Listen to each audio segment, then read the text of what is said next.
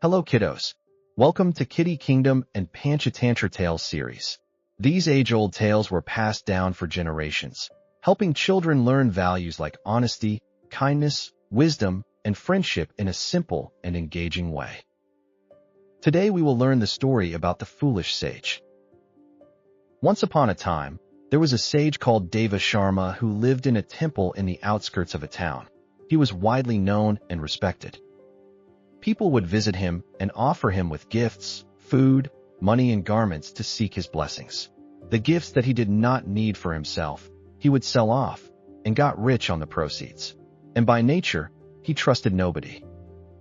So, he kept all his money in a bag which he carried under his arm all the time.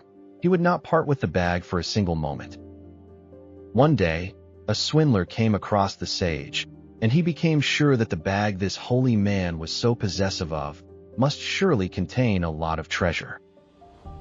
He planned on stealing the bag from the sage, but could not think of a way to do so.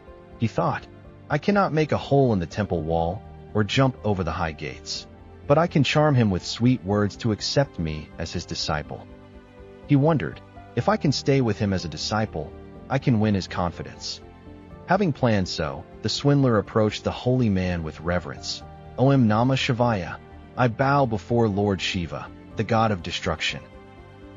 With these words, he fell on the sage's feet and said, O Guruji, please guide me to the right path of life.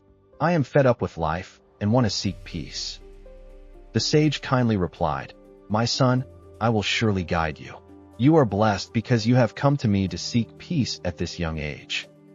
This was the opportunity the swindler was seeking, and he at once touched the feet of the sage for blessings. O Guruji, please accept me as your disciple. I will do whatever you ask me to do. The sage accepted the swindler as his disciple, but only on a condition. He said, A holy man as me is recommended to spend the night alone without company. This helps me to meditate also.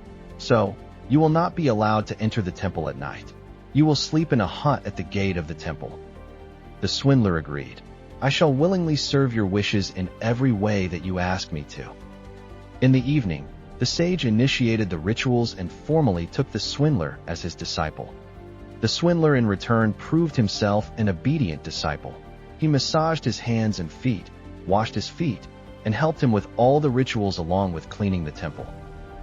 Although the sage was happy with his disciple, the swindler could not gain enough confidence for the sage to part with his bag when he was around. As days passed by, the swindler started getting frustrated. He does not trust me enough to leave the bag with me. I can gain access to the bag if I kill him with a knife or feed him with poison.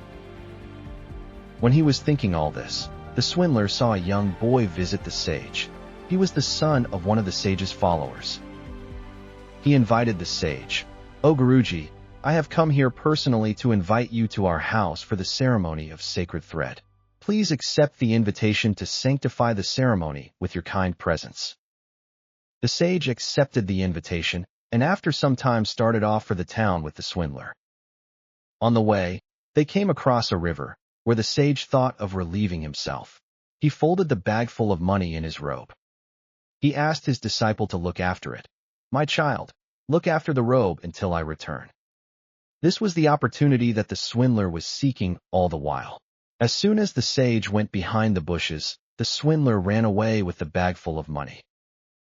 When the sage returned, he did not find the disciple around, but found his robe lying on the ground.